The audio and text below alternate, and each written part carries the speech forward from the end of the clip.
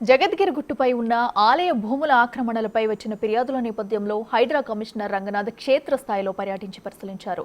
జగద్గిరిగుట్ట ఆలయ సముదాయాలను, ఆలయ భూములతో పాటు పర్కి చెరువు కబ్జాలను కమిషనర్ పరిశీలించారు.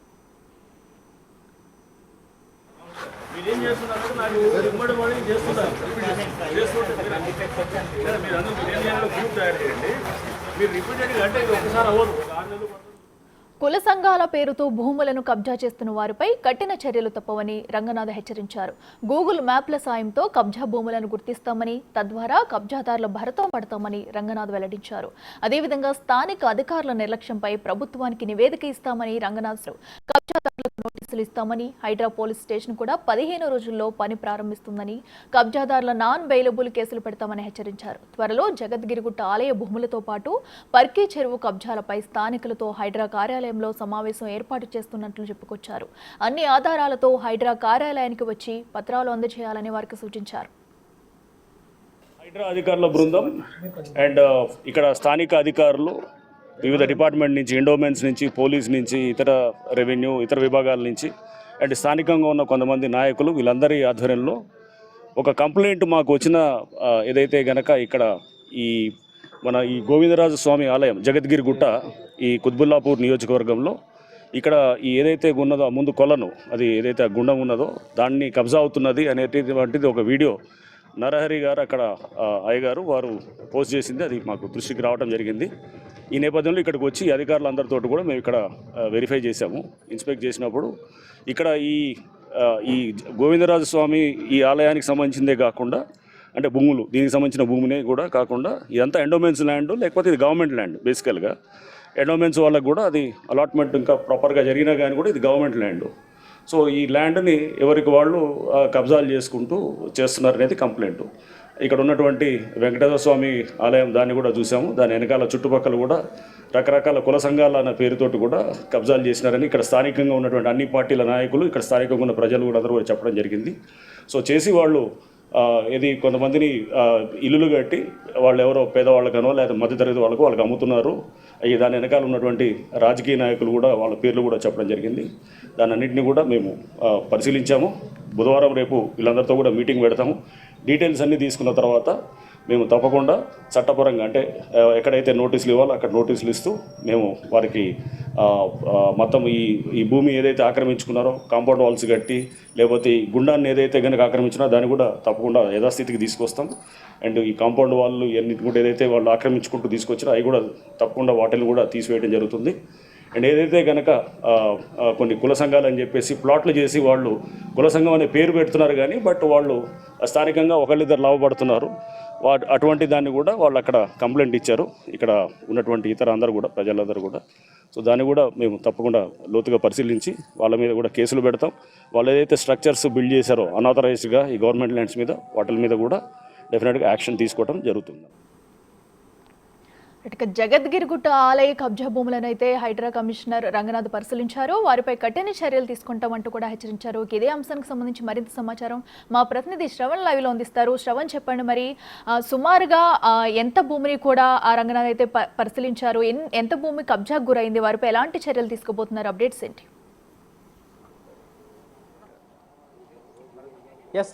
జగద్గిరిగుట్టలో అనేక ఆలయాలు ఉన్నాయి. గోవిందరాజు స్వామితో పాటు ఇతర దేవునికి సంబంధించినటువంటి ఆలయాలు చాలా ఎక్కువ ఉన్నాయి.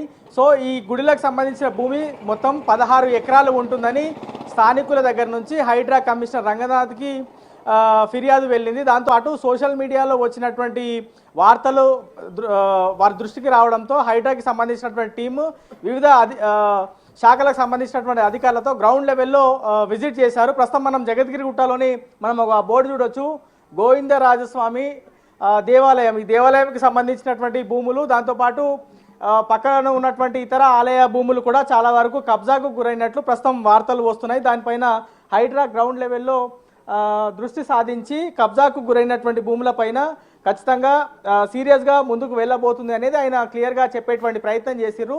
ఈ పరిసర ప్రాంతాలు మొత్తం కూడా దాదాపుగా 16 ఎకరాలు ఉంటుంది. 16 ఎకరాల్లో కుల సంఘాల పేరిట లేకపోతే ఈ స్థానికులుగా ఉన్నటువంటి వాళ్ళు కొంత కబ్జాకు గురవుతున్నారు, కబ్జా చేస్తున్నారు అనేటువంటి అంశాన్ని ఆయన చెప్పేటువంటి ప్రయత్నం చేశారు నిన్న. సో ఇక్కడ స్థానికులు ఉన్నారు, మాట్లాడదాం. నిన్న రంగనాథ్ కూడా వీళ్ళందరితో కూడా మాట్లాడి అసలు గతంలో భూమి ఎంత ఉండే, ఎంత మేర కబ్జా అయిందనేటువంటి అంశాలు కూడా అడిగి తెలుసుకున్నారు. మాట్లాడదాం. అన్న, ఇది మొత్తము ఉన్నటువంటి భూమి ఎంత, ఇక్కడ ఎన్ని ఆలయాలు ఉన్నాయి, నిన్న హైడ్రా టీం వచ్చింది కదా, వాళ్ళకి మీరు చెప్పినటువంటి సమాధానం ఏంది, రంగనాథ్ ఏం చెప్పారు? ఇక్కడ టోటల్ గుడి టెంపుల్ ల్యాండ్ ఎంత ఉందంటే 14 ఎకరాల చిల్లర 15 ఎకరాల వరకు ఉన్నది. దాంట్లో ఇష్టానుసారంగా అమ్ముకోవడము, వెనుక రాజకీయ నాయకులు కూడా ఉన్నారు. ఏమనంటేనేమో నేను కొండని అంటుండ్రు, నేను బాండ్ పేపర్లు చూపెడతా అంటారు. అదంతా టోటల్ మొత్తం అబద్ధము.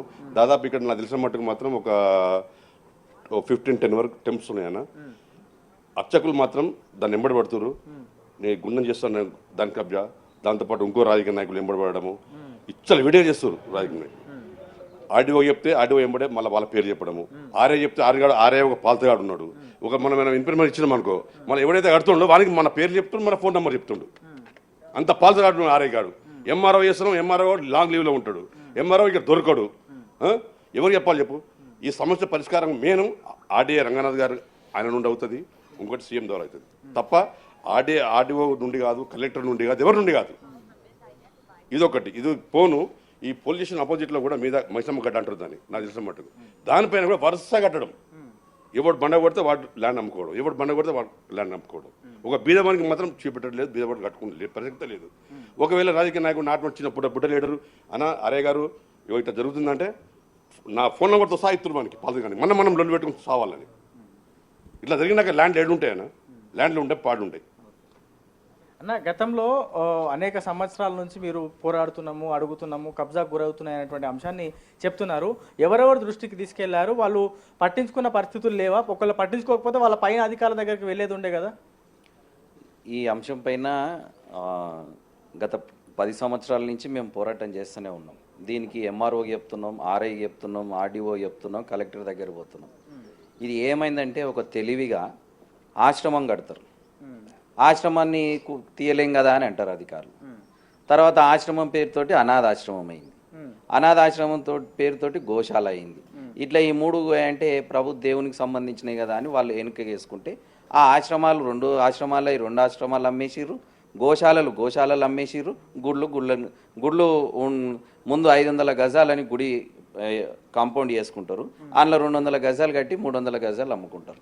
ఇట్లా మళ్ళీ తర్వాత దీని వెనకాల ఏందనంటే గతంలో ఈ టీఆర్ఎస్ ప్రభుత్వంలో ఏం జరిగిందంటే కులాల వారీగా ప్రజల్ని విడగొట్టి మీరు మా పార్టీకి మీ కుల సంఘం మొత్తం మా పార్టీకి మద్దతు తెలిపితే మీ కుల సంఘానికి ఇంత జాగా కేటాయిస్తాం.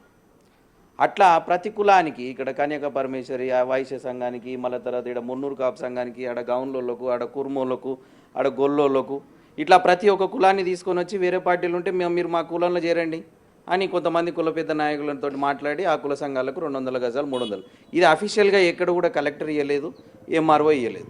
అప్పుడు ఉన్నటువంటి ఇప్పుడు ప్రస్తుత ఎమ్మెల్యే, మరి అదేవిధంగా కార్పొరేటర్, వీళ్ళని కలిసి కూర్చోబెట్టి అడ చేస్తారు. ఇక మిగతా పార్టీలు కూడా ఏమంటారు, కుల సంఘాలకు ఇచ్చారు కదా అని మేము అనుకుంటే ఆ కుల సంఘాల పేరుతో ఏం జరుగుతుంది, ప్రజలకు కింది ప్రజలకు, ఆ కులంలో ఉన్నటువంటి కింది ప్రజలకు ఉపయోగపడకుండా కేవలం ఆ కుల సంఘాల నాయకులకు మాత్రమే లబ్ధి పొందుతున్నారు. అయితే ఇక్కడ ఇంకో డౌట్ అన్న, ఇప్పుడు మీరు కుల సంఘాలకు ఆ ప్రభుత్వం ఇచ్చే ప్రయత్నం చేసింది అన్నారు.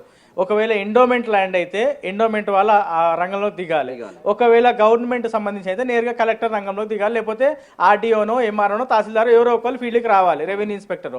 వాళ్ళు ఎవ్వరు రాలేదా ఇన్ని సంవత్సరాల నుంచి? హైడ్రా టీమేనా మొదటి టైం రావడం? వాళ్ళు వస్తున్నారు, ఒకసారి కూలగొడుతున్నారు.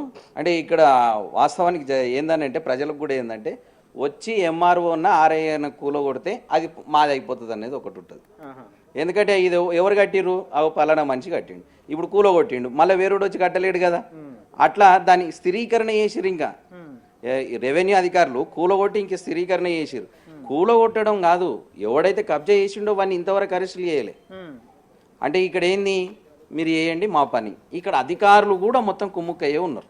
అధికారులు కుమ్ముక్కు లేకుండా ఇన్ని ఎకరాల భూమి మొత్తం ఇది 14 ఎకరాల 10 గుంటలు అయితే సుమారు 2.5 ఎకరాలు మిగిలి ఉన్నట్టు అంతే. మిగతా 10 ఎకరాలు కబ్జాకు గురైంది. ఈ వాస్తవాన్ని హైడ్రా కమిషనర్ తోటి మనం తీసుకెళ్తే ఇప్పుడు అంటే హైడ్రా కమిషనర్ గారు కూడా నిన్న రావడం ఒక మంచి శుభపరిణామం.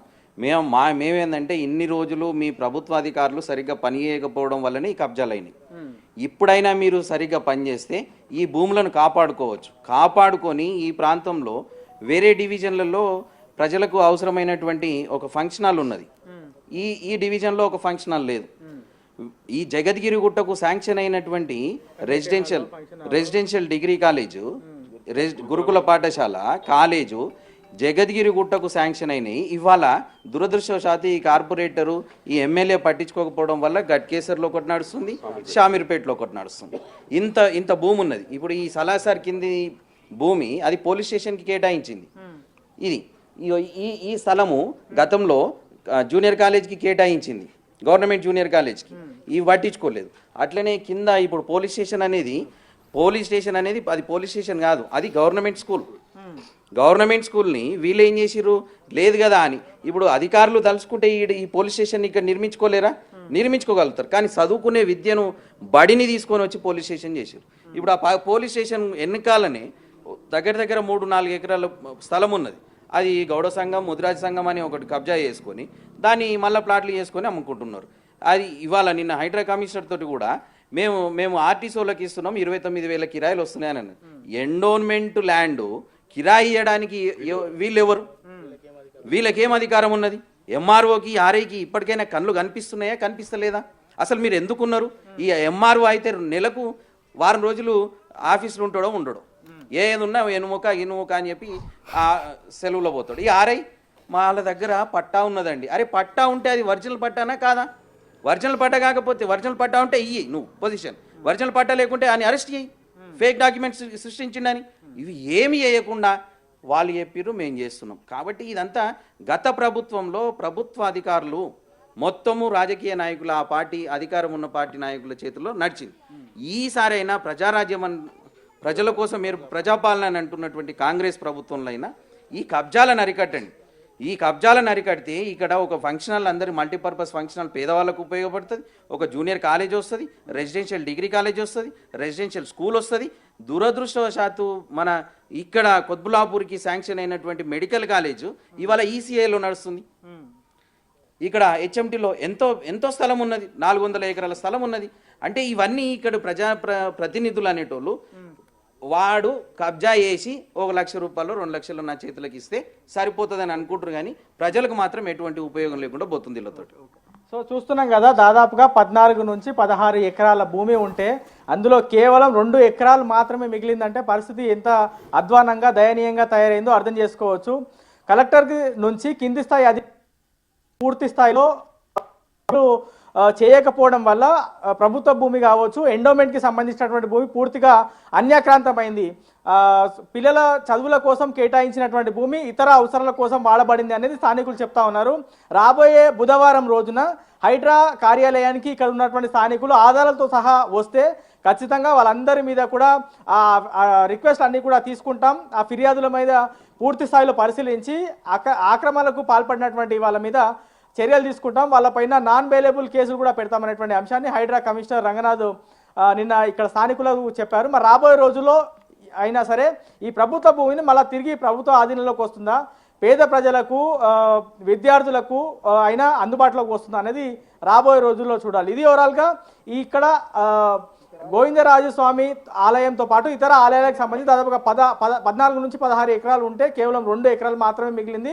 దాదాపుగా 12 ఎకరాలు కబ్జాకు గురైంది అనేది స్థానికులు చెప్తా ఉన్నారు. Right Shravan, thank you.